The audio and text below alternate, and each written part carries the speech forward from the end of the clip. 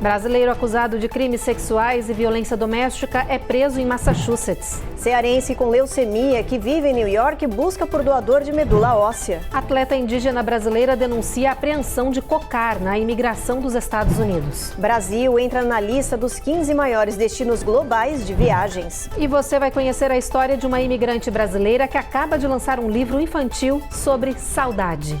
Embora tenha sido publicado há pouco, Saudade já é o livro mais bem recebido e reconhecido da autora.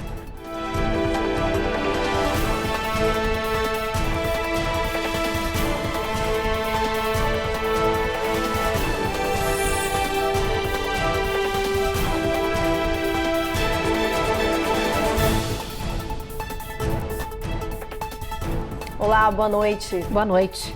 Uma brasileira de 27 anos que mora em Nova York precisa de ajuda da nossa comunidade. Ela foi diagnosticada com leucemia e está correndo contra o tempo em busca de um doador de medula óssea. A repórter Carolina Camargo conversou com exclusividade com essa cearense e a família dela e traz agora todas as informações pra gente. A vida da engenheira de software Isabelle Bessa Machado, de 27 anos, mudou radicalmente da noite para o dia depois de fazer exames de rotina em Nova York. Da cama do hospital em Manhattan, Isabelle conversou com a gente. Aí deu que podia ser leucemia nos meus exames de sangue. Aí ele me mandou imediatamente para emergência. Quando eu cheguei na emergência, eles já me admitiram e tudo. A partir daí foram exames atrás de exames e uma corrida contra o tempo até a confirmação da leucemia tipo T, que causa mutação nas células. Fiquei fazendo quimio direto. A cada 2 dias, eu acho, eu fazia quimio e era muito pesado. Tipo, eu não consegui comer, eu perdi 10 quilos. Eu tive que ser sedada para fazer esse tratamento, porque a minha pressão baixava e eu desmaiava. Estas são as imagens de Isabelle antes de descobrir a doença. Ela chegou aos Estados Unidos há 6 anos. Veio ser babá em Nova York, mas acabou morando de vez na cidade e casando. A situação de Isabelle mobilizou todo o mundo, nos Estados Unidos e no Brasil. E eu fiquei surpresa com o tamanho que tomou, sabe, tipo, a dimensão. Eu sou muito sortuda na minha vida de ter tanta gente que me ama, de ter tanta gente que se importa assim comigo. Então, meus amigos também vinham me visitar, traziam comida, traziam jogos. No Brasil, a mãe de Isabelle criou uma campanha no Ceará para encontrar um doador de medula óssea para a filha. Foi um susto para mim quando ela ligou: mãe, a médica está pedindo o cadastro de vocês para a questão de doação de medula. Aí, na hora, eu me desesperei, comecei a chorar, porque eu não posso ser doadora, porque eu tive câncer em 2013. Só na primeira etapa, realizada na cidade de Jaguaruana, Glaucemira conseguiu 115 novos doadores. A gente sabe que a chance é de 100 mil para um doador. É muito pequeno, mas que a gente não pode desistir. Um dia esse doador chega e esse problema é solucionado. O tratamento completo de Isabelle pode levar de 3 meses até 2 anos. Ela está realizando sessões de quimioterapia e transfusão de sangue. Depois disso, será submetida a novos exames para reavaliação. E é possível que ela precise de um transplante de medula óssea. A situação de Isabelle é delicada, mas a brasileira não perde a esperança. Gente, é difícil, mas não é impossível, sabe? Tem várias coisas que são muito difíceis, sabe? Principalmente quando você está longe da sua família, quando você está longe do seu país, quando você está longe de onde você é você, sabe? Mas é difícil, mas não é impossível.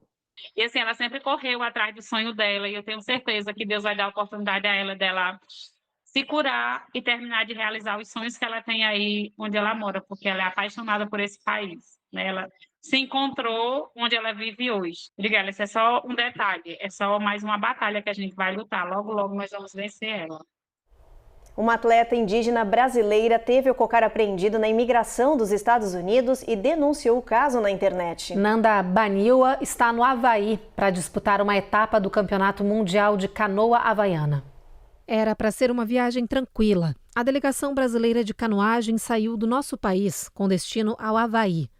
Nanda, que é a única indígena do grupo, chegou a postar uma foto dentro da aeronave com o cocar em sua frente. O cocar tem forte valor simbólico para os povos originários, representando sua identidade, cultura e lutas.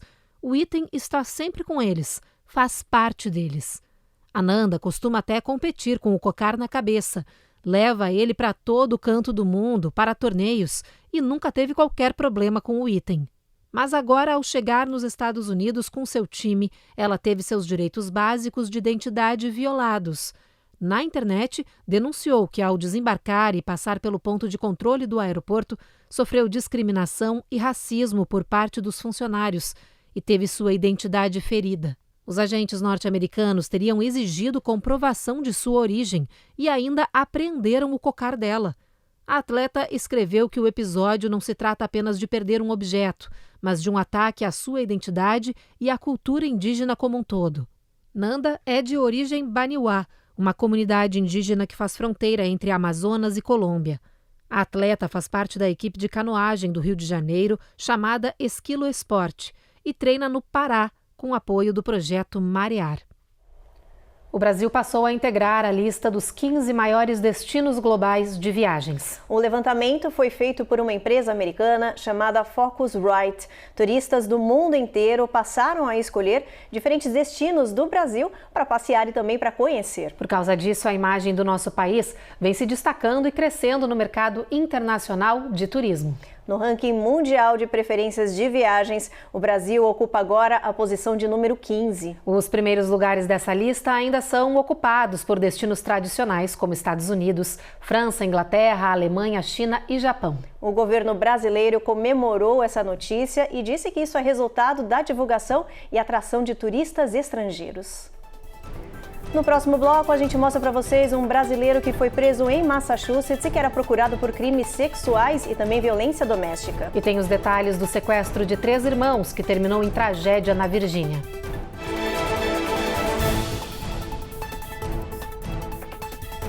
Américas no ar. Oferecimento. Rejab Ship.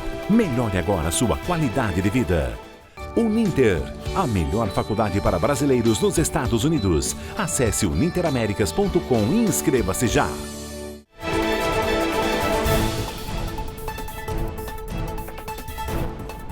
O setor de remoções da imigração anunciou a prisão de um brasileiro sem status em Wakefield, Massachusetts. Ele é acusado de violência doméstica, agressão física, abuso sexual e estupro. O brasileiro preso se chama Jackson Bento Pinheiro. Ele tem 35 anos e sua imagem não foi revelada pelas autoridades de imigração. A detenção aconteceu após a emissão de um mandado de prisão pelo Tribunal Distrital de Lowell em função dos crimes cometidos.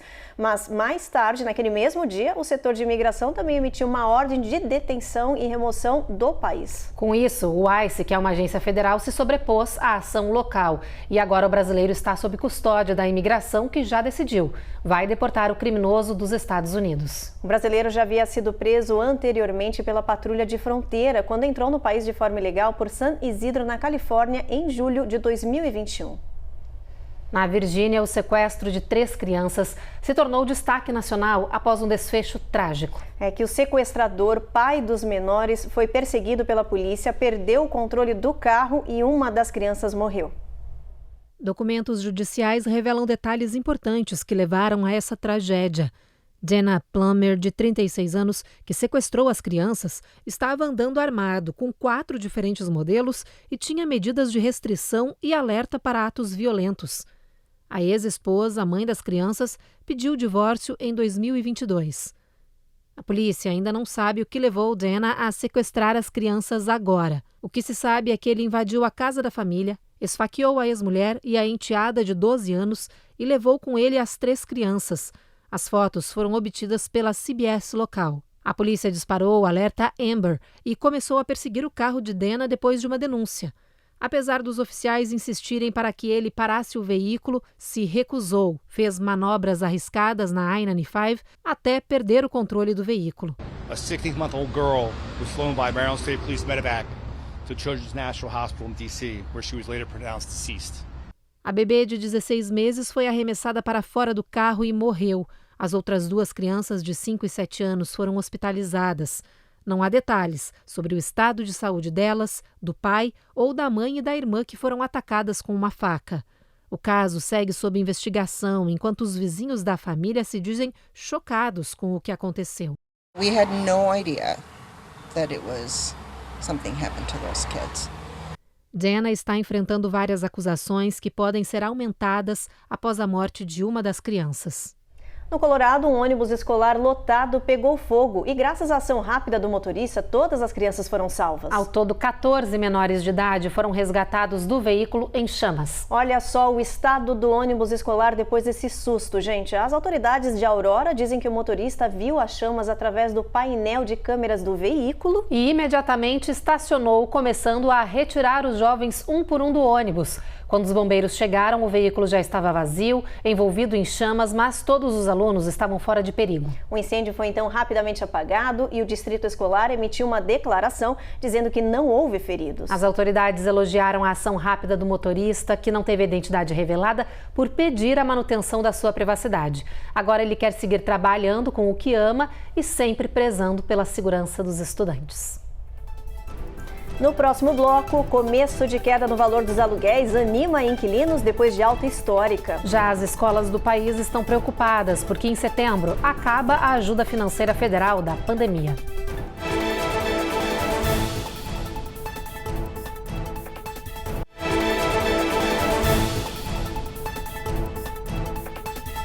Se você está procurando um imóvel para alugar, agora pode ser uma boa hora. É que com a desaceleração do mercado, os proprietários estão buscando alternativas para atrair inquilinos. Pois é, hoje 1/3 dos imóveis anunciados estão oferecendo alguma vantagem ao potencial morador. A Carla Marinho explica pra gente essa história. Vaga de garagem, depósito reduzido, 2 meses de aluguel de graça. No principal site de busca de moradia de aluguel nos Estados Unidos, não faltam ofertas especiais para atrair os clientes. Todas essas vantagens têm apenas um objetivo: garantir o fechamento do contrato de aluguel a longo prazo. Em alguns casos, no mínimo, 1 ano. Tem 2 tipos de imóveis. Tem os apartamentos que são feitos por grandes corporadoras e não vendem para proprietários, e tem os imóveis de proprietários. As incorporadoras, elas vão lá, emprestam dinheiro com o banco, criam os apartamentos, oferecem promoções, às vezes 2 meses de graça, coisa assim, e assim que tiver cheio, eles voltam no banco e refinanciam para tirar o dinheiro que eles desembolsaram para fazer os apartamentos. A enxurrada de vantagens é uma estratégia para impedir o avanço da desaceleração do mercado de aluguel de imóveis no país. É que nos últimos meses tem muito apartamento disponível, mas fechado. Nashville tinha coisa de 15 mil apartamentos vazios. Isso é muito grande, Foi um cálculo errado na época da construção. Segundo o especialista, os Estados Unidos também experimentam um boom na construção de apartamentos, com quase 60 mil unidades multifamiliares entregues somente em junho deste ano. Esse já é considerado o maior aumento na oferta em 50 anos. Um crescimento muito grande pós-pandemia que causou a construção em várias cidades X. Tampa, Austin, Tennessee, Nashville. Nesses lugares, especialmente, depois do boom que aconteceu, o inventário cresceu tanto que muitos imóveis ficaram vazios. Apesar das vantagens, pelo menos aqui na Flórida, isso não significa redução no preço do aluguel. Os valores continuam bem acima do período pré-pandemia. A expectativa é que, se as promoções não forem suficientes para atrair novos inquilinos, isso sim force a queda dos preços. Tem uma manutenção, tem condomínio, tem IPTU, seguro, tem que ter seguro, tudo isso aqui. Então, todo dia vazio é um risco econômico para essas grandes incorporadoras. O que o investidor vai se sentir pressionado a fazer? Vai abaixar o preço. Ele vai abaixar o preço, vai dar promoções, vai fazer alguma coisa atrativa, ele vai ter que fazer isso.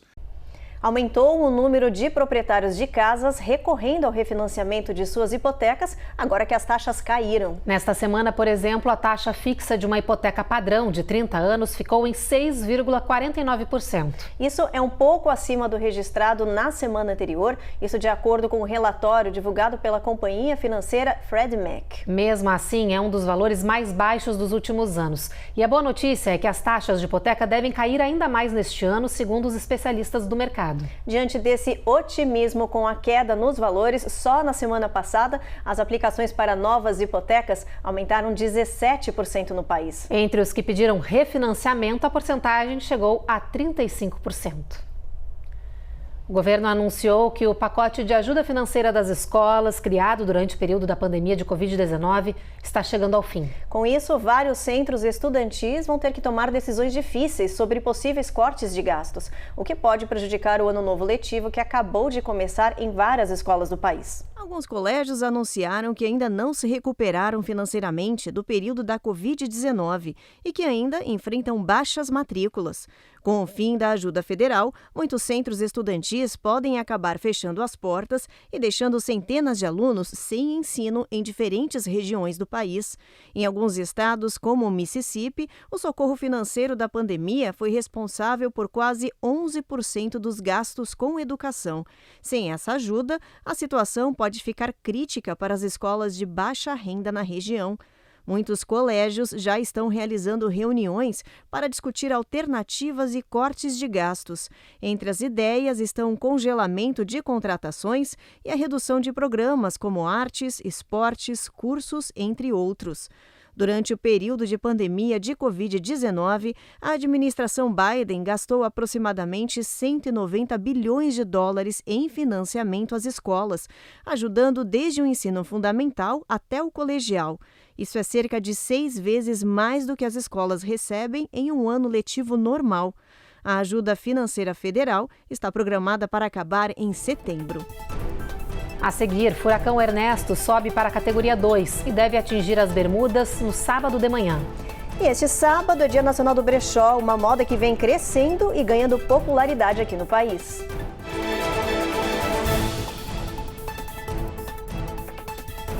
Américas no ar. Oferecimento. Rejab Ship. Melhore agora sua qualidade de vida. Uninter. A melhor faculdade para brasileiros nos Estados Unidos. Acesse uninteraméricas.com e inscreva-se já.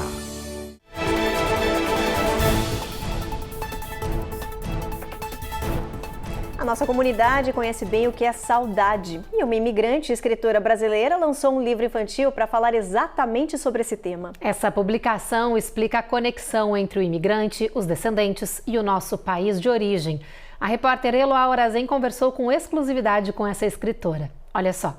Saudade, substantivo feminino que ninguém sabe ao certo explicar ou traduzir, mas que todo brasileiro sabe muito bem como sentir. Quem vive no exterior a conhece bem e até a usa como combustível criativo. É o caso da escritora Ana Crespo, que fez da saudade o fio condutor da narrativa de seu livro mais recente. Com ilustrações de André Seulin, a obra pode ser encontrada na seção infantil, mas na verdade é para a família toda. O livro é para todo mundo. O livro é para brasileiros que imigraram, para filhos de brasileiros, para americanos, para todo mundo. Saudade é uma palavra que não tem tradução direta para o inglês, né? Mas é um sentimento que todos nós sentimos. Não interessa se a gente conhece a palavra ou não. Então, é realmente um livro para todo mundo, não é só para os brasileiros e para os filhos de brasileiros. Mas é claro que para os brasileiros e para os filhos de brasileiro é mais especial, né? Eu acho. E para quem conhece o Brasil, para quem ama o Brasil, é mais especial, com certeza.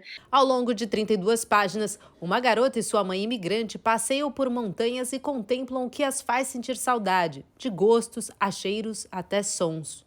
A ideia do livro surgiu a partir de uma experiência pessoal de Ana. Carioca, ela mora hoje no Colorado, mas costuma viajar aos Estados Unidos com a família. E foi na inesperada Vermont que foi acometida por um quadro grave de saudade. Quando eu cheguei em Vermont e a gente foi passear na floresta, ai meu Deus, me deu uma saudade terrível do Brasil, porque a floresta me lembrou muito a umidade da floresta, as plantas no chão da floresta, tudo isso me lembrou muito o Brasil. E eu acho que eu fiz exatamente o que a moça faz no livro. Eu falei, nossa, que saudade, né?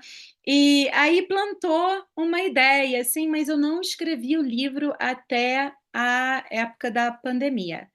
Quando a pandemia chegou e realmente a saudade bateu mais forte ainda, porque não dava para ir para o Brasil, né? E sem contar, tem toda a preocupação do que vai acontecer com as pessoas que você ama, que estão lá e tudo. Aí foi que eu sentei numa tarde, escrevi o livro. Foi o livro mais rápido que eu já escrevi na minha vida. Embora tenha sido publicado há pouco, Saudade já é o livro mais bem recebido e reconhecido da autora.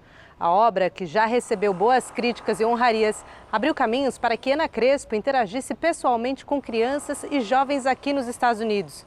A conexão, como era de se esperar, foi embalada por saudades. Aqui no Colorado, numa escola que não tinha nenhum brasileiro, eu li o livro e as crianças todas, mesmo não sendo brasileiras, conectaram com a palavra saudade, começaram a perguntar: eu posso sentir saudade dos meus avós? Pode sentir. Posso sentir saudade do meu cachorro que morreu? Pode sentir saudade do seu cachorro que morreu. E eles todos entenderam o que é o sentimento e se conectaram com isso. Então isso é sempre especial.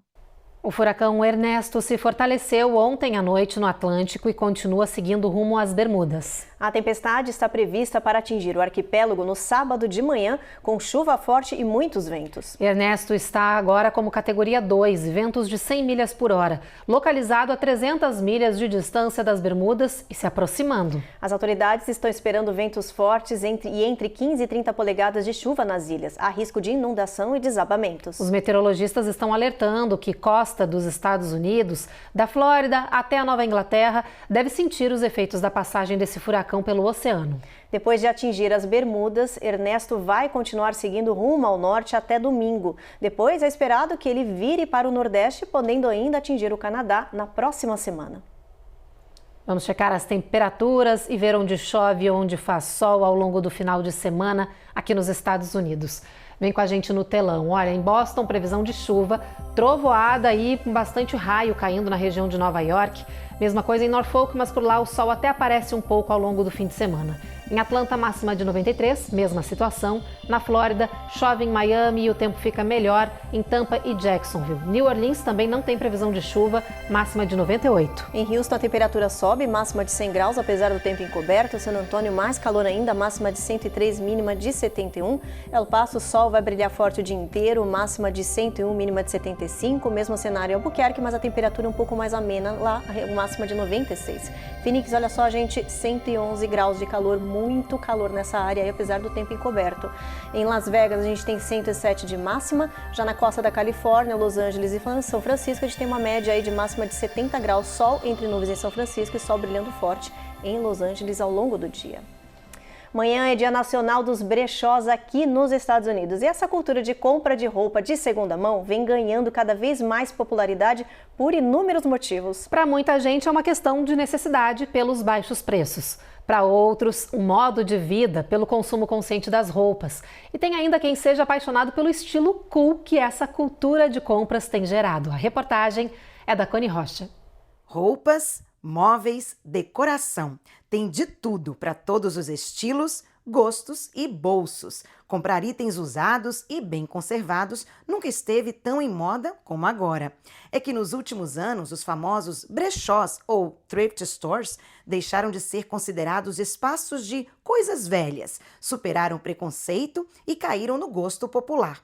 Isso existe depois da Segunda Guerra Mundial. Só que agora as pessoas estão absorvendo mais o consumo dos brechós, não por preço, mas por ser uma curadoria de moda, peças que atravessam gerações. E quando você adquire uma peça, gente, que tem história, você deixa de herança. Então, além de ser sustentável, é super inteligente. Hoje eles são vistos como uma tendência descolada e sustentável. Ajudam no consumo consciente e ainda por cima a economizar dinheiro. Tem muito benefício, né? Porque tipo, a gente que chega recente aqui no país, que chega com condição bem fraca, né? E ajuda muito a gente, porque tem muitas coisas boas, de um preço bem bom. E ajuda muito sim a gente. Comprei bastante roupa boa e bem em conta, viu? Eu gostei muito sim, muito bom. Só para se ter uma ideia, o movimento nessas lojas cresceu 30% aqui no país, principalmente entre os mais jovens, que buscam, entre outras coisas, ajudar o meio ambiente. Eu costumei bastante com as minhas amigas, a gente inclusive tem tipo um jogo que a gente tenta encontrar as melhores coisas. Quando a gente termina de comprar, a gente mostra uma para as outras, é bem legal, é bem divertido ver todas as coisas que as pessoas não querem mais e que, na verdade, para outras pessoas pode ser muito valioso também. Eu acho que é reciclando, né, dando um propósito novo para uma roupa que uma pessoa pode não querer mais e estava em ótimo estado e não precisa ir para o lixo.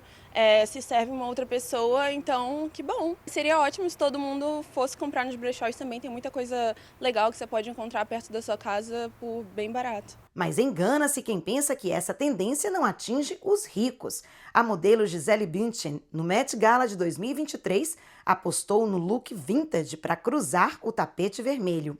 Várias atrizes famosas também frequentam esses espaços, como Angelina Jolie e até Julia Roberts. E foi nesse brechó em Miami que a atual candidata democrata à corrida presidencial Kamala Harris foi flagrada. Toda a renda arrecadada aqui vai para ajudar ex-presidiárias a se inserirem na sociedade. E o lugar é um sucesso por 2 motivos: pela causa social que defende e pela variedade de opções e produtos vintage. Por isso, se você é fã desse tipo de loja, aproveite este sábado, o Dia Nacional dos Brechós, para encontrar descontos especiais. No sabía que había un día especial de las tiendas con descuento. Me gusta comprar aquí porque encuentro ropa barata, económica y que son de diseñadores. O sea, por un precio mínimo puedo llevarme a casa algo caro. É isso, viva a cultura do brechó. Parece armado, mas não é. Mas nós duas hoje estamos vestindo roupas que compramos em brechó. Que a gente ama mesmo, né, Ruth? Com certeza. Olha, vale a pena, viu, gente? Isso aí. Incentivados pela reportagem da Cone. Bom, o Jornal Américas no Ar de hoje termina agora.